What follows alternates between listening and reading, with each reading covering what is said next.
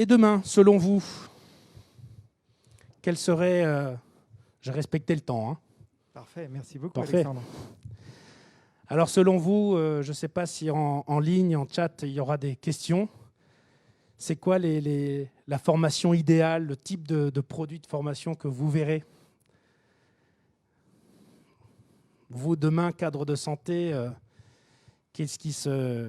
Donc vous avez entendu le blended learning, vous avez différents types de formats, le e-learning, le video learning, quelque chose, ing.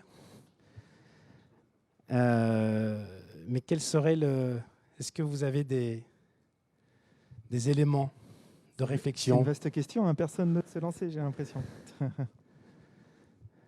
Nous, on a quelques éléments de réponse.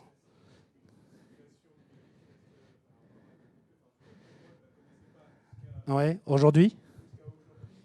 Ouais.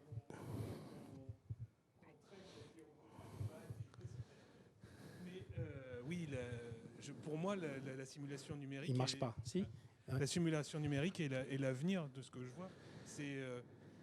Ça permet à tout le monde, avec des moyens, des locaux moindres, d'accéder à des locaux plus grands pour pouvoir s'entraîner sur une pratique ou une problématique.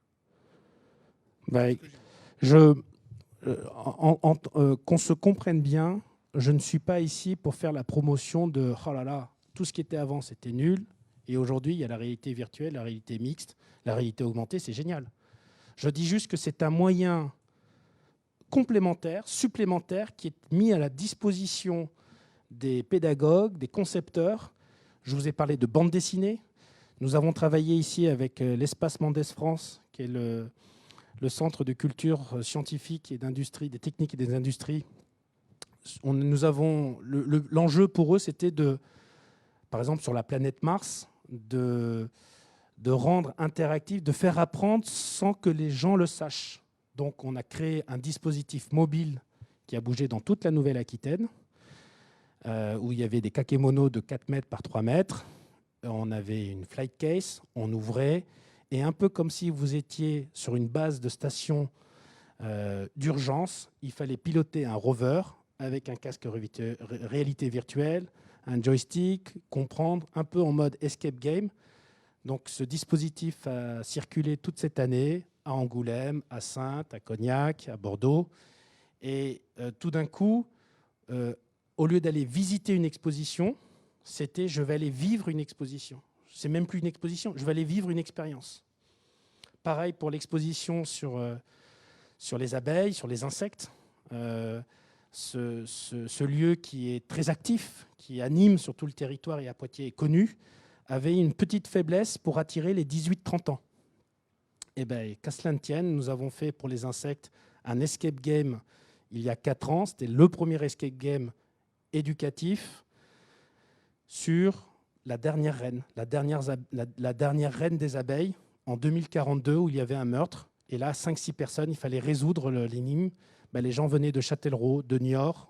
Le fait qu'on passe 5 secondes à la télévision, ça a attiré encore plus de monde. Voilà comment c'était pour nous le meilleur moyen. Et on a réussi à attirer aussi bien des 3 générations, le grand-père, le père et le fils, que des amis de 25-30 ans qui étaient venus. Donc pour nous, la formation, elle est simple. Je l'ai dit au début, nous essayons de mettre tout en scène, toute notre énergie.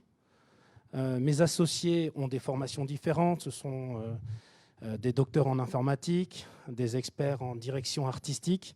Et pour nous, c'est ce que vous voyez à l'écran, c'est de proposer des expériences pertinentes, mémorables, hein, ce qu'on appelle de UX design, l'expérience utilisateur. Est-ce que c'était mémorable? L'expérience engageante, est-ce que j'ai retenu et je m'engage? Et surtout, si vous êtes côté établissement, côté formateur, est-ce qu'elle a été efficace? Est-ce que c'était efficient? Pour que la formation soit, un mot qu'on utilise un peu de l'anglais, impactante. Et pour cela, c'est une alchimie de storyboard, de contenu, d'émotion, dans le jeu vidéo, on parle de level design, d'équilibre entre la direction, la technicité, pour qu'au final, lorsqu'on chausse le casque et on rentre dans la simulation, ça soit naturel. Et tout le travail que nous faisons, c'est d'avoir le meilleur équilibre pour atteindre l'objectif. Je vous remercie de votre attention. Comme j'ai passé 18 ans au Japon et que c'est ma langue maternelle, je vous donne ce petit mot, une rencontre, une chance, Ichigo Ichie, et je vous dis à bientôt.